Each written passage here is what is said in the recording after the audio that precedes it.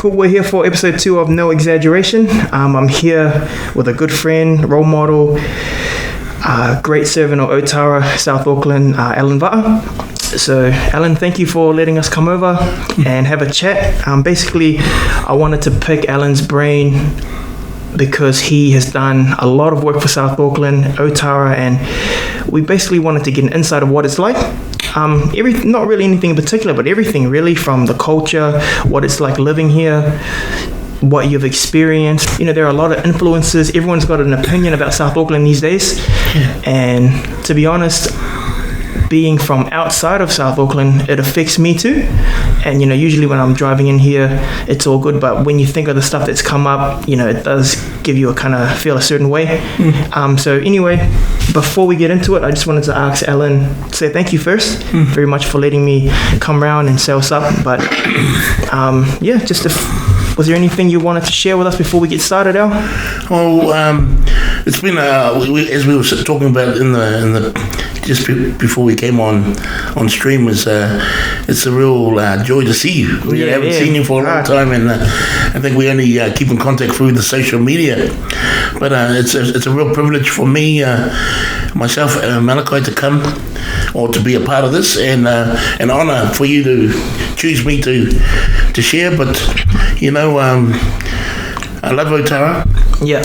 I love the Lord. I love my family, and so those aspects of my love and belief in those, you know, family, God, our community, kind of like work together. And I think, well, for me, it stems out of a faith in the Lord, and a love for the Lord, and because He first loved us, He gives us that opportunity to be reciprocal, not only in our relationship with Him, but also in the things that He wants us to do in the community and with our family. So, we've been here for, I've been doing this for about 30 plus years. That's older than me.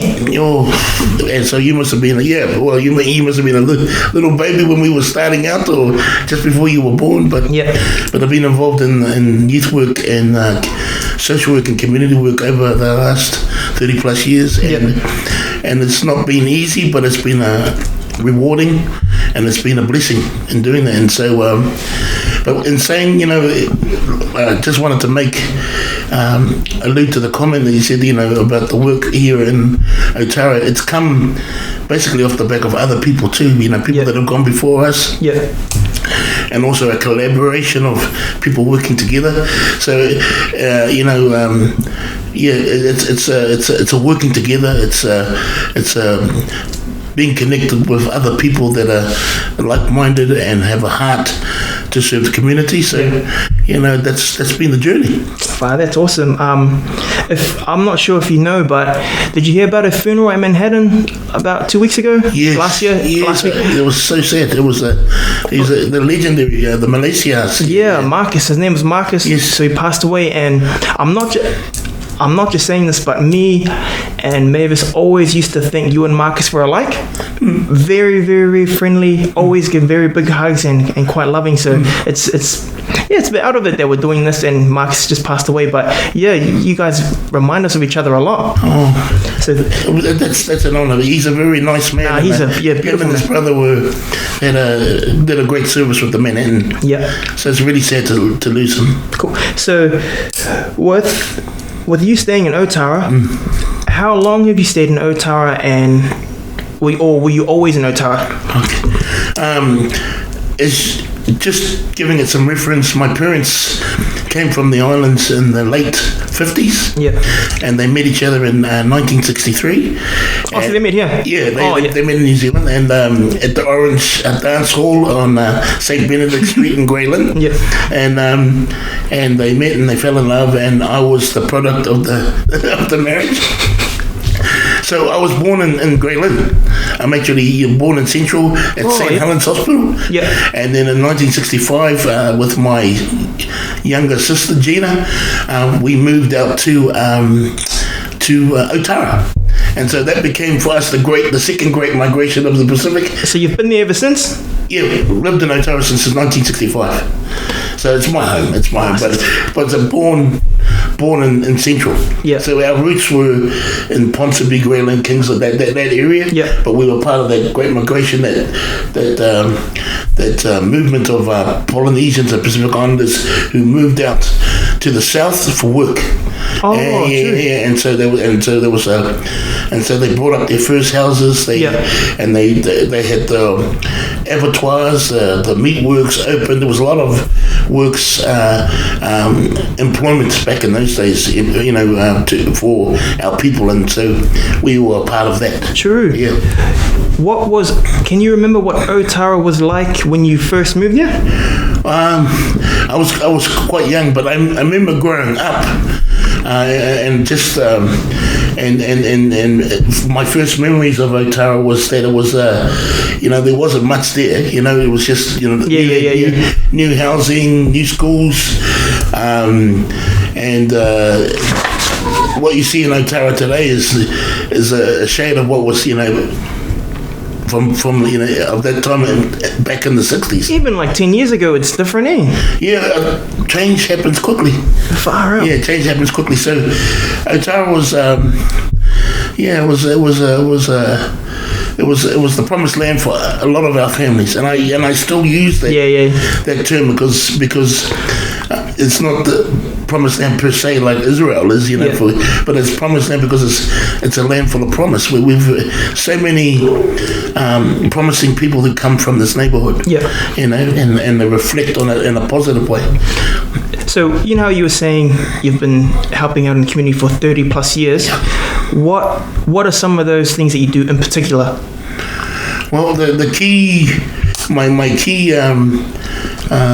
thing that I was involved with was youth work, and so I was working with it, and I was inspired to get into that kind of like community and youth work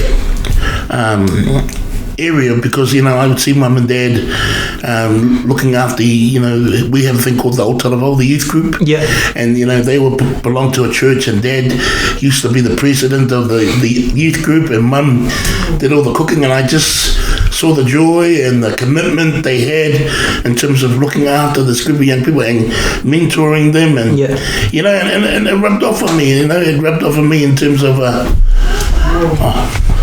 it's all good, bro. You got it. And it rubbed off on me in terms of being a major influence in my life, and so and it pointed the way to for me to eventually walk down that field. True. So it started with your parents. Yeah, like they inspired me to walk that way, in terms of being supportive to the community, and growing up in the hood in Otara, I also learned that there were that Otara was also seen as a negative community, and it was and right about that time as I was growing up, the unemployment, the abattoirs started closing down. There was a mass employment. A lot of our fathers were now out of work, and there was a real state of depression in terms of our families not having the main bread earner working now, and so there was a lot of things happening, and so a lot of there was a turning to drink, and there was a connection to gangs starting to form, and it all happened within that time frame, and so there was that negative stereotype thrown in Otara that it wasn't a good place. It was at the bottom of the socio-economic heap, and the only things that came out of Otara were gang members and drunks, and so as I was growing up, I heard these things, and I had to make one or two decisions. One, the decision was I was either going to be a part of the solution or part of the problem. Sorry, like you said that there was a stereotype with Otara, and that's true, because it's still there, bro. Because I remember growing up, and I say this just with honesty, whenever you'd compare something to the worst place, it would be Otara. It would be like, we still get that now. Straight up, it's like blah blah Otara, blah blah Otara. With the main well, not the main, but you know how there are main stereotypes of Otara. What would you say are some of the misconceptions? Well, the biggest one for me is that Otara is a bad place. Yeah. You know, and that nothing good comes out of Otara. Yeah. But I wanna dispel that. You know, that it only takes a few people to spoil the picture of a community, and you know, and that's, you know, over the years, you know, by and whole, most of the community are beautiful people. Yeah, they have a love for Otara. They're proud of Otara. They've grown up against the odds. Yeah, you know, and I know of, you know through my sociology papers that I sat at school when I sat my degree, that you know that Otara and South Auckland was an experiment. You know, that the government. Oh, true. You know, kind of like what I've got the wording for it, but it was an experiment where they put people in there and then they watch them and see how they survive in that particular environment. True. And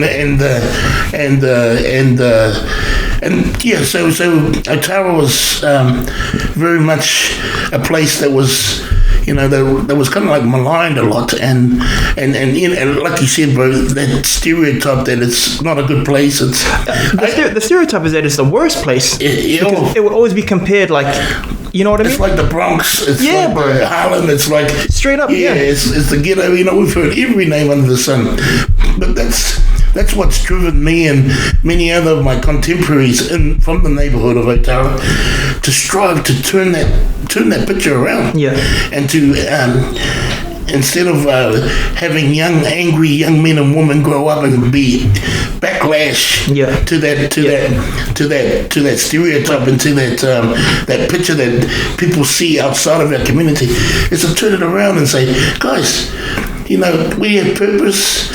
We've got direction here. We've got potential. Let's turn it around and let's do something positive with our neighborhood. Yeah. And what we're finding is we're getting these young men and women who are graduating, got great jobs, and they're coming back to the community to help out running. I know of very talented, gifted Otarians who've got their degrees, come back to school, teaching at the schools, running the homework centres, and they turn it around for our kids. And so what we have is we're trying to connect with the next generation, to the next generation, to the next generation, that when they grow up, they can become good citizens, and that they can be proud of the neighbourhood that they come from. They don't have to be a gang member with with a drug background or you know, an alcoholic, you know, even though that's a part of life, that's in every community, you know, but we don't need to put up with all those things that people from outside of our neighbourhood have no experience of meeting or knows our neighbourhood or our community, and make those unqualified judgments about us, and to make a real positive stand for their community. And so we're all about that. That's the thing that was one of the things that's driven me and a lot of my dear friends that have been involved in community work, teachers, sports teams, just to get out there and tap into the potential of our young people and turn that stereotype around.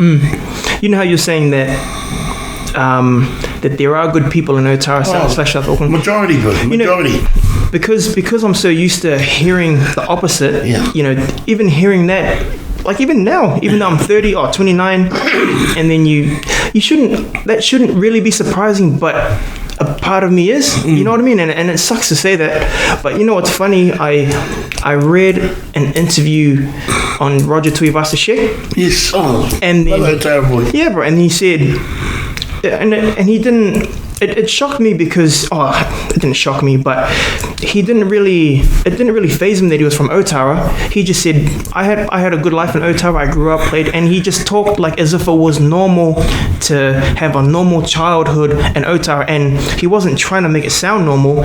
It just came normally to him, and he was just saying that, and I was like, man, this a bit of me surprised, but it's because we're so programmed to think a certain way about a certain place that it's kind of disappointing, because you're saying that you're telling kids you have a purpose, you can do great in life. They should already know that, eh? You know what I mean? And it's not a bag on them, it's a bag on far out. This area has been maligned so badly that the people living in it, it's like you feel like you have to say that.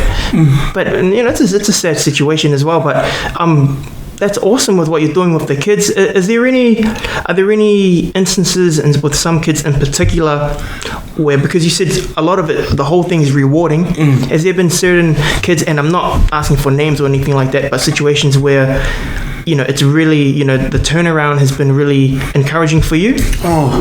30 years of work, you'll see many. Yeah. But I just wanted to quickly divert to Vasa Sheikh. Yeah.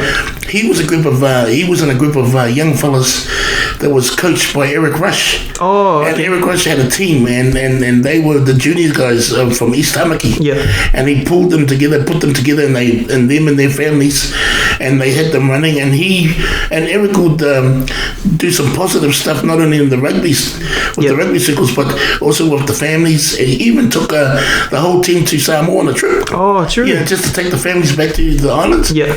But he's a product of that. Tavasa Sheikh is a product of that East Tamaki team, and I know that his father was also a very good trainer. And I read that too. He was really supportive to his son, and that can connect to that in every community there's also a breakdown of families. There's a lot of in our community there's a lack of fathers. Oh, okay.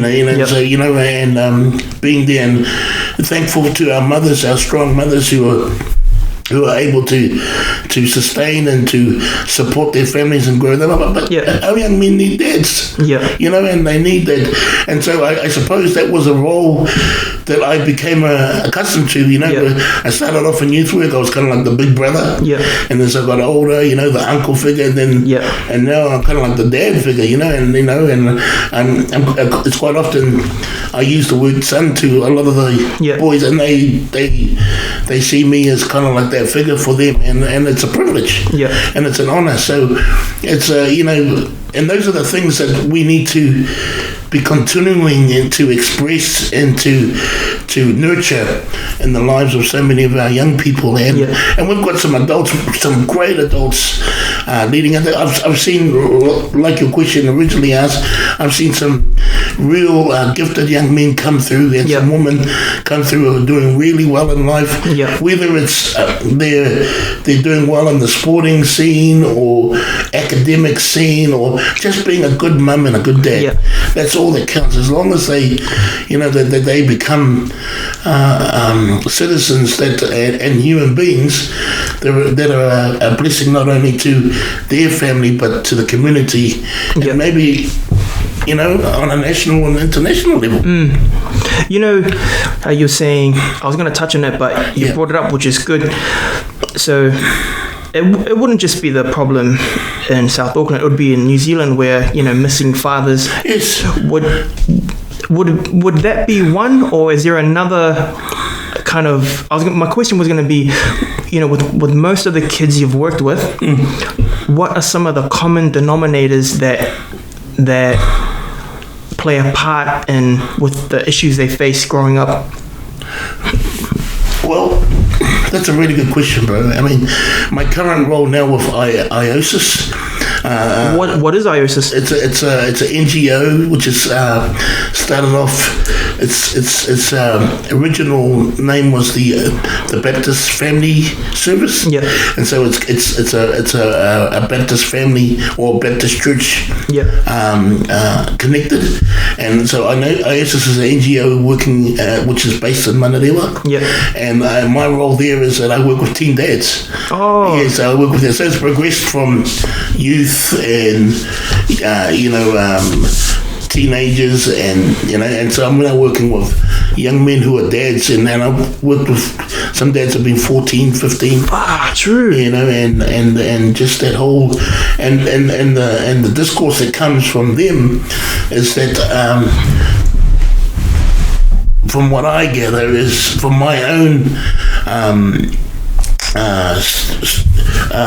information that I picked up with them, from them, is that they, a lot of them have not had dads. True. Or that there's been a breakup in the family, or alcohol abuse is wrecked, or gang affiliation. You know, that has been gangs and drugs have been one of the things that have disrupted or broken up family relationships. But you don't need those things there if you know. It's not always drugs. It's not always alcohol. You know, definitely. It can be just volatile relationships, or people that, you know, have come out of bad relationships, you know, and so, you know, hurting people hurt other people, you know, that's that thing. So in terms of my early youth work, it was the same thing, you know, there was a lack of sometimes it was the broken homes. Sometimes it was a variety of things. But there was also, when we were running programs for these young people, you could tell that they desired to be connected.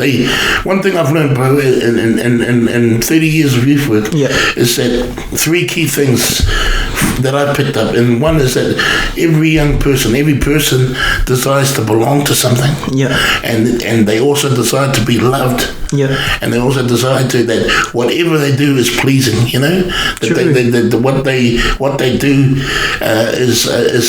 is pleasing to those that they look up to, you know, and those 3 things would come together, right? Yeah, of course. It's they're being affirmed. You know, that what you're doing, well, that's awesome, you know. That's why it's important that when we talking to our children, that we affirm them, you know, and that they know that they belong to you, to your family. And I remember Brother D from Dawn Ray T said a really interesting comment, and I've always paid heed to that comment. He says, you know, if you're a young man and he doesn't connect to his family, or he doesn't connect to his sporting club or his church or his school or his culture group, if he doesn't make any connections there, he's going to walk out his front door, walk onto the street and make a connection there.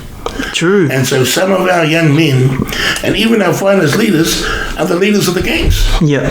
So that's another thing I want to bring out too, is that whether we like it or not, these boys are our boys too. The boys that are running in the gangs, the leaders of they're our boys too. So how we make a connection to them, and it's weird because I've had connections with these boys when they were younger, and they've still chosen to go down that track path. Whether, you know, and whether it was circumstantial or there was no other way, they've gone that way, but we still have that relationship. And they're still respectful. I see them, they come up, give me a hug. And they know where I stand. And I can tell them, you know. And that's the perfect relationship. They know where you stand, but there's still that love and respect. And I tell them, bro, you know, what you doing, you know, you know, I don't agree with what you're doing. You know, and it's, you know, they play it off. And, but that relationships. And they're still happy to see you, eh? Oh, very, you know, and I'm happy to see them too. You know what, man, you know, you touched on with the young men wanting to be affirmed. You reminded me, 2 weeks ago, I at my study, I ran into this random Balangi dude, and he told me that long story short, he ran a workshop for kids on the street, and he's good with his tools and stuff. Nice. And basically, the kids come in once a week, twice a week, and these are the naughtiest kids in West Auckland, and he helps them make birdhouses, litter boxes, and all that kind of stuff. And then he said a lot of them have turned it around. But I asked him, well, what's so good about making stuff, you know? And he said that when you congratulate them that they've cut straight or that they've measured something right, he can tell the difference. And it's, you said 30 years. You said 30 years of youth work, and that's what you come up with. And that's exactly what he said. I think he's older than you, but he said even little things where they finished their project, and then he took a photo of them. The joy in their face that someone wants to take a photo of them, just little stuff like that. And another thing that you touched on was with them being affirmed. When he looks at some kids that don't want to look that don't want to look you in the eye, he can tell straight away that their self-esteem, that they're telling you that they believe they're going to amount to nothing without even saying anything. Just their body language, you can tell that they're not in a place where they feel affirmed. And I know sometimes when you're old school, you don't really want to, you don't want to be too soft, you know, like you don't want to praise. The tough love thing. Yeah, bro, you got the tough love thing. You don't want to praise him too much because you're going to get big-headed. But like you said, man, that's beautiful that you said that, because the guy that I spoke to 2 weeks ago said exactly the same thing, but on, you know, on a different scale, West Auckland, and these little kids, I was like, and he was trying to tell us, be real careful on what you say to the little kids, because they, when you shame them, they wear it on their sleeve, that they feel the shame, and just stuff like that. So that's awesome. You've said that. It sounds like a wise man. Man, that was awesome, man. So thank you for sharing that, because that's exactly what he said. Well, I mean, my prime example for that is Caleb, is that he's a guy that likes to be affirmed. Yeah. You know, but it makes him, it helps him to know that he belongs, that he's Allan Va'a's son. Yeah. And that I love him. Yeah.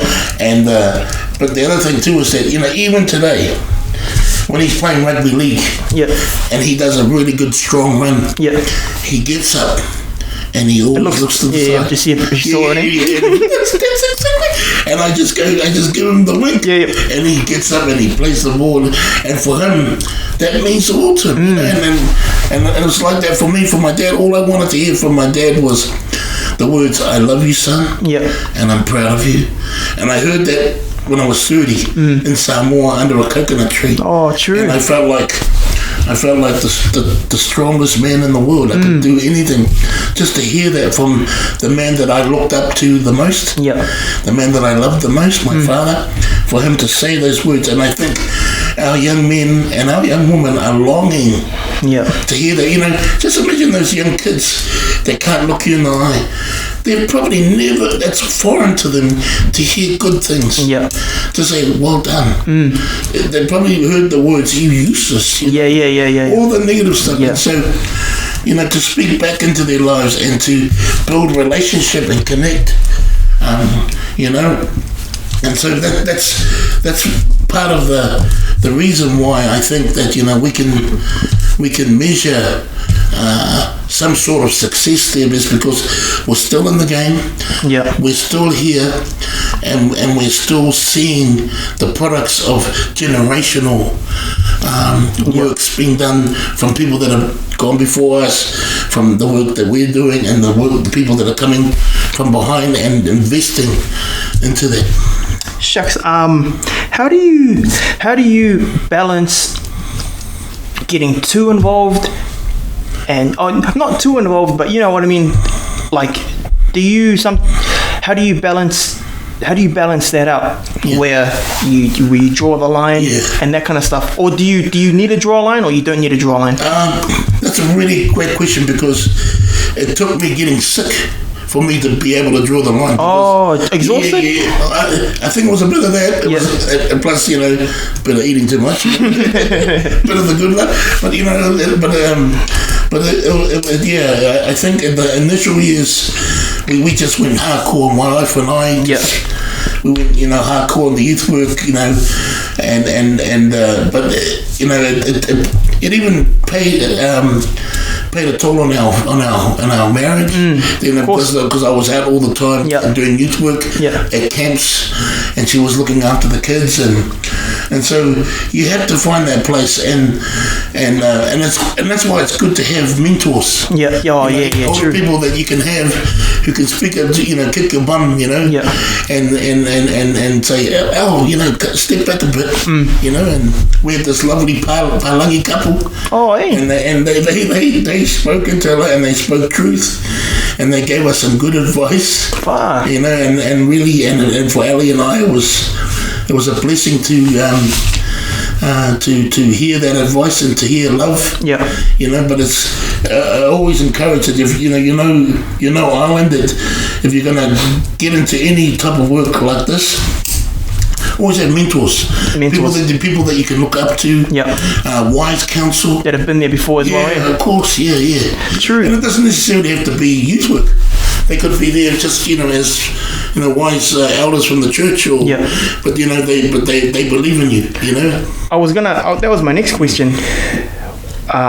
For people who want to follow in that path and community work, besides what you've just said, which is mentors, what tools are a must for someone who wants to be an effective, well, in your opinion anyway, an effective youth worker? What tools are a must? What characteristics do you think are really, really important that you can't go without? One of the first things is that when you commit to the game, you're in it for good. You don't just go in there for 5 seconds or half an hour, but you got to be in there long term. Yeah. I remember watching an interview with the Rolling Stones, and they were interviewing Mick Jagger, and they asked Mick Jagger, "Why are the Rolling Stones the greatest band in rock and roll?" Yeah. And he goes, "Because we're still around, bro." True. And I just think that there's something to be said about being around, still being there. Yeah. Because it shows that you're not going to take off, on them, and that you're there for the long haul. And I think that's where you get respect from the community. Yeah. You get respect from the people that you work with. Is that there's that sense that when you're committed to the job, you're there too. It's finished. Yeah. And the other things too, I think you can learn them on the job. And I think, but there's, for me, coming from my experience, one was that, God had to change my heart. Yeah. If I hadn't met God, I was quite I still am a little bit selfish, and and still want my way, and you just talk to my wife, but it wasn't until God changed my life in 1985 in Wellington. My wife and I made a commitment to follow Christ, and right there and then He just took our lives, and He says, "Okay, this is what I'm going to do with you," and He used us like we would never have dreamed of. He took us to places, did things with us that we would never have dreamed of. Yeah. And it's because we stepped out in faith, and we trusted the Lord. We had no money. I think there was a few years where my annual income for me and Ali was about 10 grand a year. True. Yeah, and we were living off donations. Hey. People were donating to us, so I know what it is. Wow, that's crazy. And so when people talk about, you don't know, I do know what I'm talking about. Yeah. Because I went without. Yeah. My family went without. Yeah. And so God is faithful. And I can say that from the bottom of my heart, 35 years of walking with Him. Yeah. God has always shown Himself faithful. True. And so that's a big key, is faith in the Lord. The Lord had to change my heart, and that's the only reason I could never do this work by myself or just on my own heart. Yeah. Because I would have run out on the first 2 hours. Man, 35 years is a long time. The only reason I can do that is because I have to rely on a resource that is filling us all the time, and that's God. True. He's the only one. I haven't in 35 or 30 plus years of doing youth work and social work, I've not seen any program or any guest speaker or any scheme that can change and revolutionize a person than a life touched by Christ. Yeah. Unless Jesus changes that life and gives a new life, you can do the best you can. Yeah. But it's still, for me, you still miss the mark, because there's no real. For me, I had to overhaul my heart. Yeah. When you get a car and you change you don't put in a second-hand engine, you got to put in a new one. Yeah. Brand new engine, and so I had to have a brand new heart. Yep. I just think that Christ is the only one who can do that with any soul. That's awesome. Any heart, yeah. Can you think of one or two role models that have come out of Otara? Oh, yeah. That some of us might know. Oh, this. Oh, I can think of. And why? Sorry. Okay. Well, it's sporting circles. We have lots of good sporting circles. Yeah. People, like Ruben Wiki. Yeah. He's Ali Lautiti. Yeah. And Ali was, he caused such a ruckus in the Warriors because he stood for his family and his faith. Yeah. And that's why they kicked him out. Oh, is that why he... Oh, yeah, true. That's the honest truth. He was the man, eh? Oh, he is the man. Yeah, because they asked him, what's the most important thing to him? And because he didn't say winning the premiership, he said his family and his faith. Oh, true. Okay, we don't, but a lot of guys realise now that you don't have to have those priorities the desire to Ali's a great guy. Willie Meyer is a good friend of mine. And who's that? He used to work for the police. He's the CEO. I don't know if you can call him. I think he is. That's what you call his title. The CEO or the boss of the Otara Scorpions. Oh, hey. Yeah, and he does a wonderful work with the Otara, and he's just doing some beautiful things. We're going to get a new club. Yeah, he's really pushed behind that. Him and over the many years, and his great team and other people that have gone before him. So Willie Myers. Definitely one of those people that have really come from the neighbourhood and has done really well. I just want to ask, man, now because you mentioned the Scorpions, what happened to them this year? No, and I'm genuinely surprised because I remember they took it out a couple of years ago, or they took it out. Yeah, there was the Shaman Cup. And then because on Facebook, the ARL will just show like updates. Yeah. And then I saw Otara, and then I commented. I was like, "Hey, what's going on with Otara? Have all their players gone or something?" Well, I just at this point. Oh, at this stage anyway. Yeah. Yeah, at this stage, I can only comment to that. We're going through. We've got some good players coming through the grades. Yeah. We're going through a rebuilding stage. Yeah. I think they're going through. A selection of new coaches. Oh, okay. Or some coaches, I think they have to go through the interview process. Yeah. But so they're in a proper rebuilding stage. Yeah. I think it's it takes a few years for that to really click, and you don't really know how. Like if you're making a cake, you take a few goes at it before you get the perfect taste. True. And so with the making of the team, the club's in a good stead, so all the other stuff that, the logistical stuff, the field, they all looked after, and now it's about focusing on the team, and there's some good things happening. We've got lots of great talent coming through, and I know that this year we had a very formidable forward pack. Oh, okay. But just a bit lacking in terms of our back line, and just guidance in that area. But hey, next year's another year. It's a new time. There's always going to be another year. Yeah, and so there's some wonderful stuff there. Cool. So the Sun Pacific Award.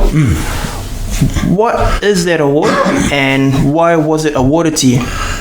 Well, I'd never heard of the award until I got a letter in the email saying that I'd won the award. Oh, true. But apparently it's for community leadership.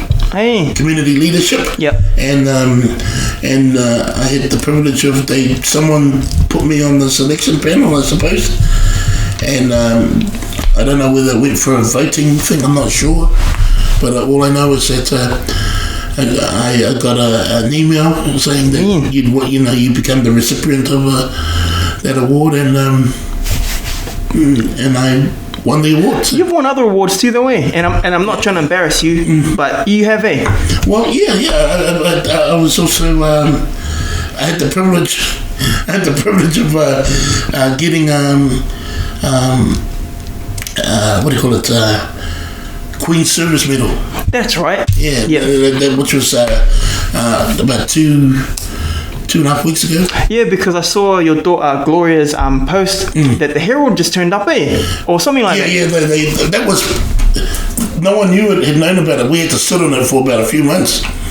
So So when they did the Herald turned up. Yeah. They were doing an interview around the gang stuff. Yeah. And then couple of weeks later, I think it was 2 weeks ago, we went into the governor's house with some other recipients. Graham Lowe got knighted, an hour shift, and David Tua, Queens. He got an award for a Majesty Service Award. Dang. Yeah, and was also that Sarah Pirini, the the girls seven captain. The lady seven, she got an award too. So they had quite a few award ceremonies over the last couple of weeks. So I wouldn't think you would rank the awards, but that one is pretty prestigious, eh? Yeah, it's to win it is, or to have it, it's a that's crazy, privilege, man. Because it's in the service of it's been recognised by the Queen, by the New Zealand government, but also by the Queen, and so it's definitely an honour, and when I receiving that award, I want to praise the Lord for it, because without him, it sounds cliche. It's cliche, but for me, it's the truth. I could never have done that. And the other thing too is that award is Alice's award too.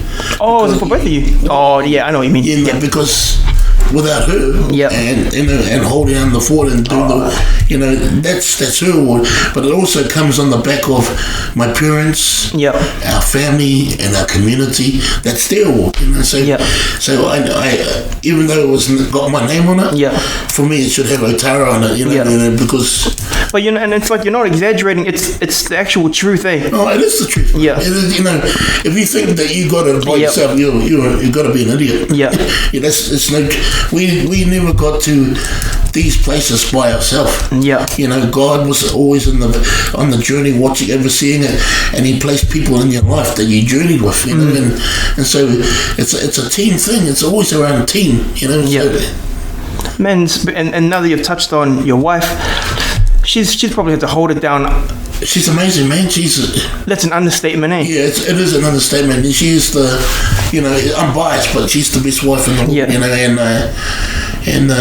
God has given me a very unique and special gift in my wife and Alice, and we have 2 beautiful children and 4 beautiful grandchildren. Is it humbling that because you'll get the awards, your name's on it, but it must be humbling knowing that you've got a wife who has worked just as hard in the background.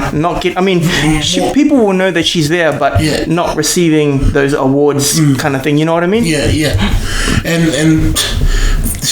And it's not like she wants the glory, anyways. Nah. Any good wife, they're in the background, and they support their husband, and and the good thing about Ali is that she talks truth to me. Even though there were some times when I don't want to hear it, but she tells me the truth, and it's a good thing. It helps me have a better perspective in terms of the work, in terms of what I do. But when things have become hardest in my life, she's been my helpmate. And I hope I've been supportive to her in that same capacity, but can't acknowledge her even more than not enough, eh? Not enough. So because your family situation is what holds it all together, it would make you more compassionate on seeing the ones who are missing. You know what I mean? Bro, you've just summed up what that's one of the things that in my heart and my mind, if God is so good to us, and lets us have the opportunity to have these blessings, then we need to show that to other people, and we need to be compassionate and loving towards other people so that they get a chance to experience that too. I experienced that through my parents. Not the perfect parents. But one thing a few things that they showed me when I was growing up is that they loved me. They cared for me, and they were proud of what I did. No matter how successful or unsuccessful, and it was not just me. It was the whole 3 of us, 4 of us, and so that and for us to be able to when we're driving through the neighborhood, because kids know our car, they always waving out. Beep, beep, you know, when I used to come to studies here, I can't count how many kids would come in and out of the door, and the way they talk to you and the way you talk to them is that you know each other very well, and that they're always here. That was, I remember them always coming in, always leaving. You know, they might not stay, but you knew that there was a relationship. You know, with how you were saying, or how we're talking about, you know, family being such an important thing, and having a family that kids belong to. Was there a certain time or a certain situation that you realized that it's so important? Because it's said all the time, but like for me, I'm 29, but it's not until the last year or two that I really realized how important it is for someone growing up, that the situation at home. Like, do you remember a time frame, or that, you know, it clicks that this really is so important? It was. I think it was in the. We were running a camp, and there was this young boy that was playing up all the time at the camp. And everyone wanted to deal to him, you know, because he wouldn't listen. And my size is an intimidating factor, and when I want to, but when they hear what my heart is like, then they kind of like warm up. And this young fella, you know, he was giving us hell, you know, and giving the other boys hell, and we were all secretly, let's give him thinking about giving him a bit of a touch up, but you know, we didn't do that. But for the record, you didn't do that. No, we didn't. You know, and that's one of the records I'm really proud of, bro. I've never touched anyone. Oh man! I've never hit anyone. I've never had to hit any. I tackled one guy. But I've never had to hit anyone in 30 years of youth work. Do you mean never had to because it's never gotten to that? Or you just resisted the whole kind of thing? I think it's maybe God protected me. Maybe. True. God. But it hasn't come down to the white. No. That's good. Yeah, I mean, there's been times where there's been some scuffles. But came out of it where I didn't need to do anything. Oh, that's good, eh? But with this particular young fella, he, I said a little prayer, and at lunchtime we had some food, and I think I grabbed the plate and I went and sat next to him. So I decided to go the tact of talk, get to know him, build a relationship. And then the fella starts to talk. And then he tells me his background, how his brother had killed his dad. You know, and he is, and because of the abuse the dad was doing on the family, and blah blah blah. And it's hit me on the head. That question he told me. Hit me right there and then. Man, never am I going to make a judgment like that on a kid again. True. You know, because we never know. That's hardcore, eh? That was hardcore. That was hardcore, bro. And still know the boy. I still know his brothers. He's doing the best he can with his family. Good league player too. Really good league player. But you know, I'm just thinking about all those other people like Official Collins and you know, all Otarans who've come through. You know, who've done really well, and Bill Peace. You know, and you know, that have really done well. Ruben Wickies, the East, it's another Ruben Wickie. He's passed on. He was a counsellor. He was a wonderful man and mentor. So there's been quite a few people. There's Fully as well, the new. She's on the council as well. And so there's definitely some people there, and there's lots of teachers that I know of that, you know, and sports people that I know of that have really. I mean, I can think of Eric Rush is amazing. He's done some wonderful work, you know, in the community, and Tawara Nikau, and who else is there? So it's quite a few people there. Cool. I'll finish off with this. At the moment, what would you say it's important for people outside of South Auckland or outside of Otara to understand about the area? Well, the key thing for I suppose the key thing for me would be to say that Otara is a wonderful place. We call it, it's my home. Yeah. And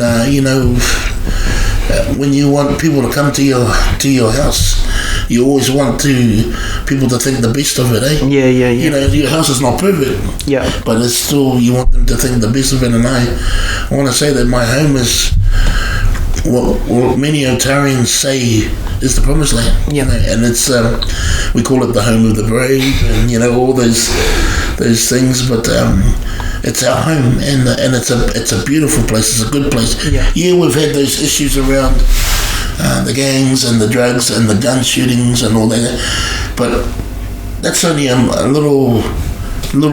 So it really is only just a little bit of. Yeah, it is, and a large proportion of our community are good people. Yeah, and they do good things for the community, and they do things for their streets and their neighbours, and and so that's why I have a lot of love for this place. Even and when people speak badly of it, it makes it worse.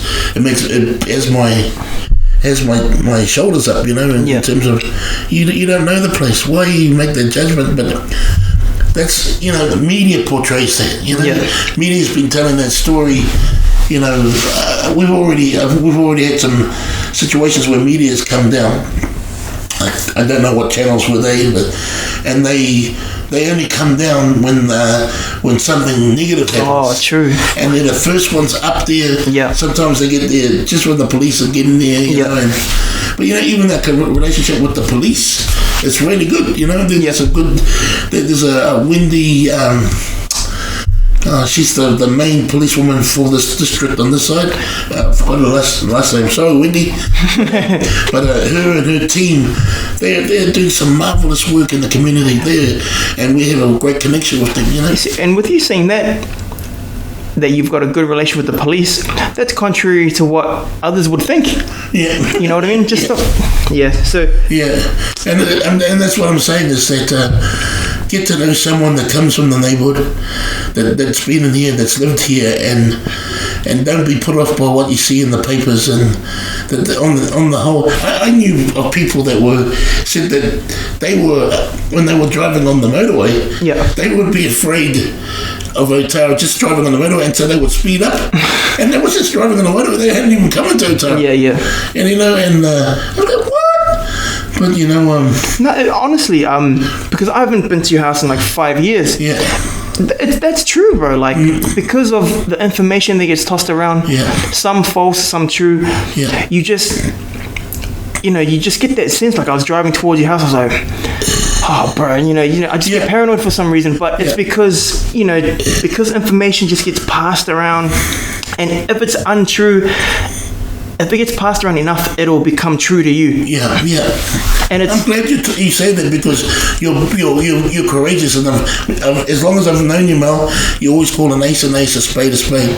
And so what you're saying is what a lot of people think. Yeah, and like I feel it's. I feel stupid saying it, but when I said in my head, I'm like, no, that's the truth. It's the way I think, and if I could look back at what influences my thinking, I'll call it out, but I can't. But it really is. I do feel a certain way, and it sucks, because it robs the area of a lot of things, a lot of benefits that it could have. One guy that's from Otara, I will wrap up very soon. That I really enjoy is young Sydney Diamond. Oh, he's got some. He's a talented rapper. Oh, because when he came out, he was all, he had that song Colors and all that kind of stuff, and I wasn't a big fan, but as years have gone on, his raps have changed, and he's still himself. He's still true to himself, but it's like he's gotten to the point where he's mature enough to rap in a way that we need to benefit from it. And I've really enjoyed watching his journey. Like, very talented young man. Yeah, and he's very charismatic. But, and the tunes he spits are really awesome. Yeah, man. They're truth. Yeah, and like I saw an interview when he came on Fresh TV.